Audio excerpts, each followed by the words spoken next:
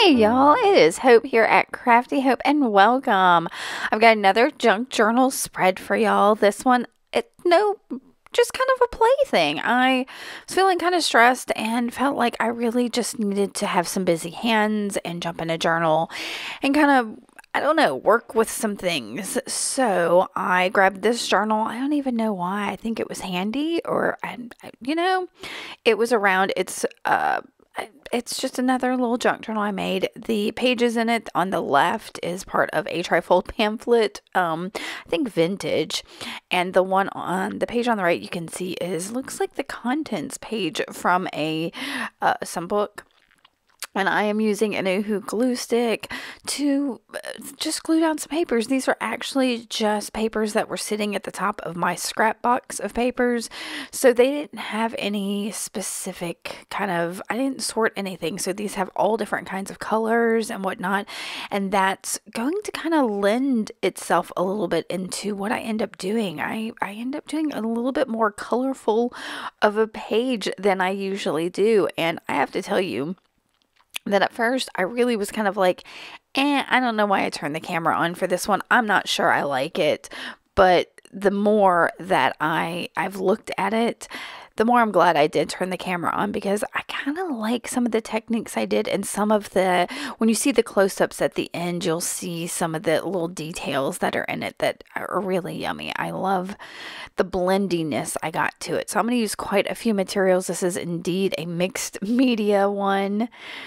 So in addition to, let's see, I'm getting a bunch of papers down, and like I said, just grabbing all kinds of stuff.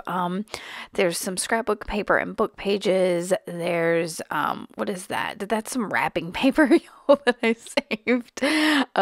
This is a book page that I put some black India ink on it, and just did some mark making on that. So that's about as far as I'm going to go. Oh no, I've got another piece. This is a map page that I think no, maybe I've got some that I think had been eco printed, but that's not it. And there's some rust dyed papers and just all kinds of goodness. And it's not really going to matter much because I think I'm about to throw down some gesso in a minute. But first, I grab this Colorix crayon. It is one of like the 3-in-1 crayons. It's kind of like a gelato or a Stabilo Woody or a distress crayon, something along those lines.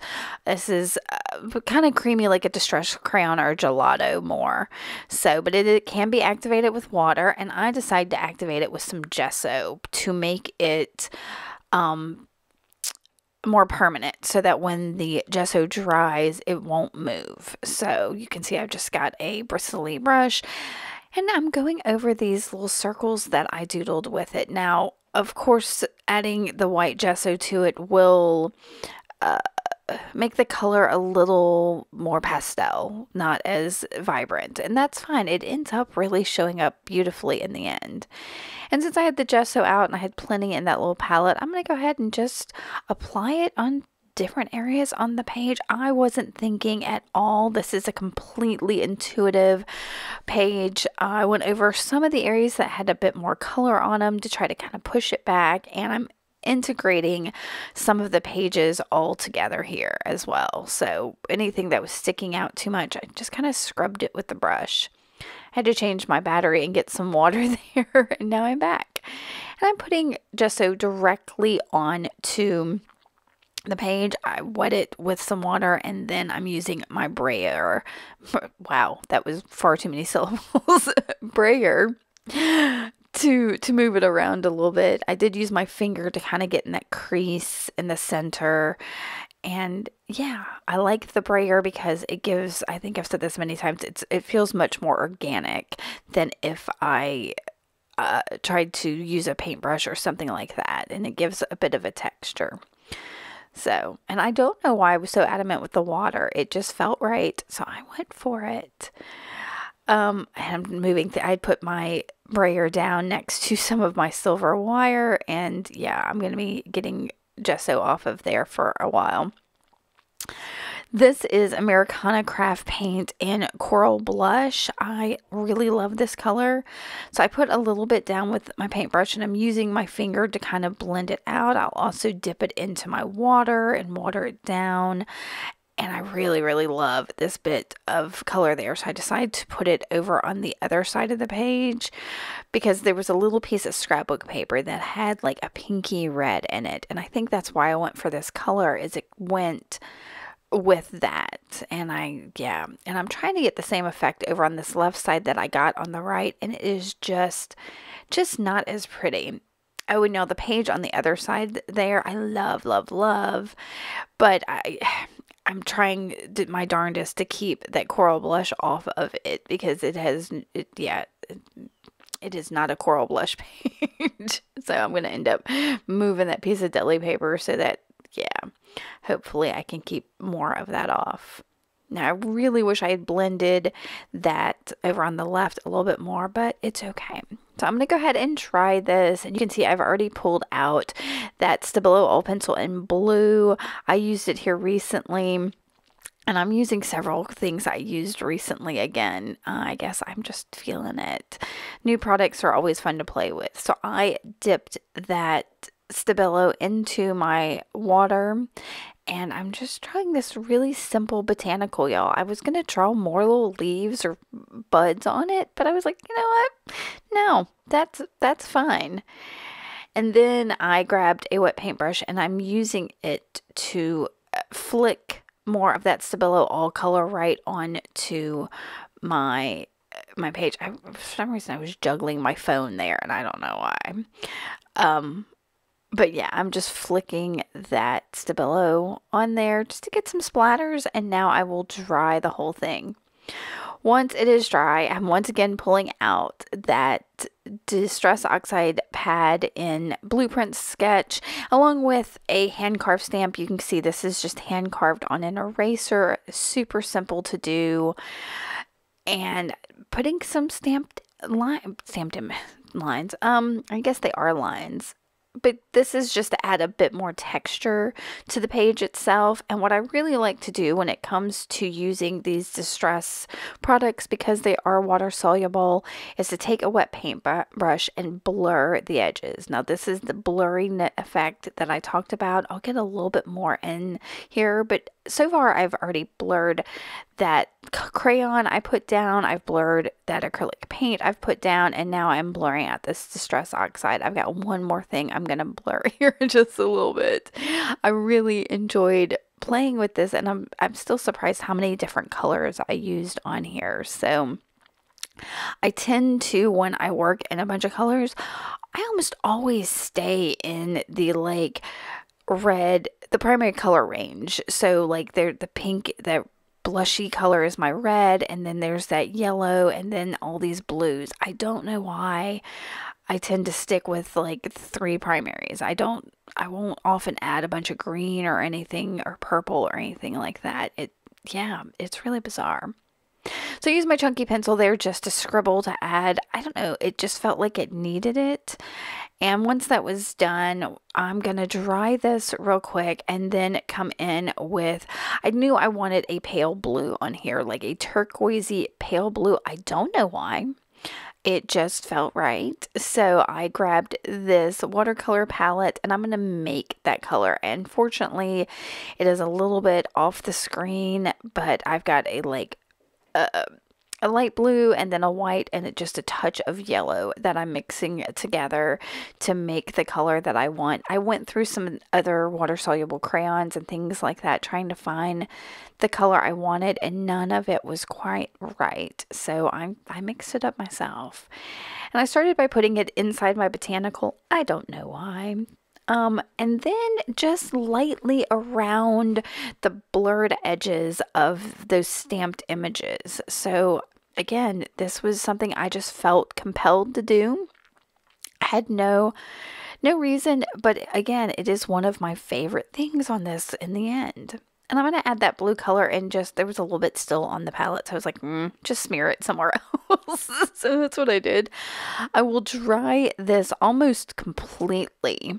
And then once it's dry, I didn't like it quite how that color didn't blend, how it was glumpy in some places. So I'll use a wet paintbrush to kind of blend it out even more to make it meld a bit better into the page. Yeah, and then dry it again. Now it is time for me to have another little focal element. I always like to add a sentiment on here, and I pulled out a piece of fabric. This is actually the other side of it. This is I think a coffee dyed tea towel, and the back side of it I had done an image transfer of a crossword puzzle for one of the Seek Gather Creates, but that little scrap's been hanging out, so I was like, you know what, I'm going to use it to stick this phrase down. This is a Tim Holtz label sticker, and it says do your best, and I felt like that's what I needed to hear right then. I told you I was kind of jumping in this journal to have busy hands because I wasn't sure what to do. And I felt like playing with all of these things with, I wasn't really loving this page or the spread when I did it, but I felt like I was doing my best at that moment. So that phrase kind of spoke to me. This little bit of thread was already in my pincushion, so it felt kind of right since I had the yellow on there, and I would bring yellow back around into it. And I am just stitching some French knots. I'm going to speed this up a little bit because I do quite a few of these on here. If you don't know how to do a French knot, I will try to talk it through. You will bring your thread up through the back of your fabric, wrap it once, twice, 3 times, how many ever you want around your needle, and then reinsert your needle in a different spot very close to where you originally came out, and pull that through. It does take some practice, so maybe find a tutorial on that. Maybe one day I'll do a quick tutorial on how to do French knots. It's super easy, but like I said, it does take a little bit of practice to get it right. If you're interested in a tutorial on that, let me know, but I'm sure you can find one here on YouTube pretty easy. All right, once I got the right number of French knots that I felt was good, I'm going to tie this off on the back and then use some Fabri-Tac to stick it down. And it seems like there must be more to this because I've got a few more minutes and I can't remember what else I do. Yeah, there's probably some more splatter. Yes. Oh, I know what I do. Haha. I remember. So I'm going to futz with that just a little bit and look at this and feel like it needs something. Now, the big thing that was sticking out to me was that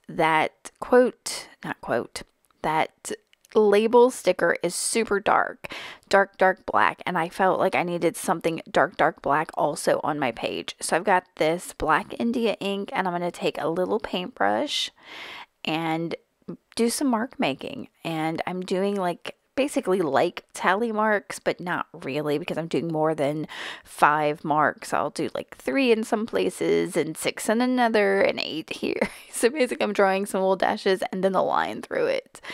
And I was going to do it in just maybe 3 spots. I like to do the odd number thing, but I can't even remember how many I do, 5, maybe 7. It could be just 6. I don't know.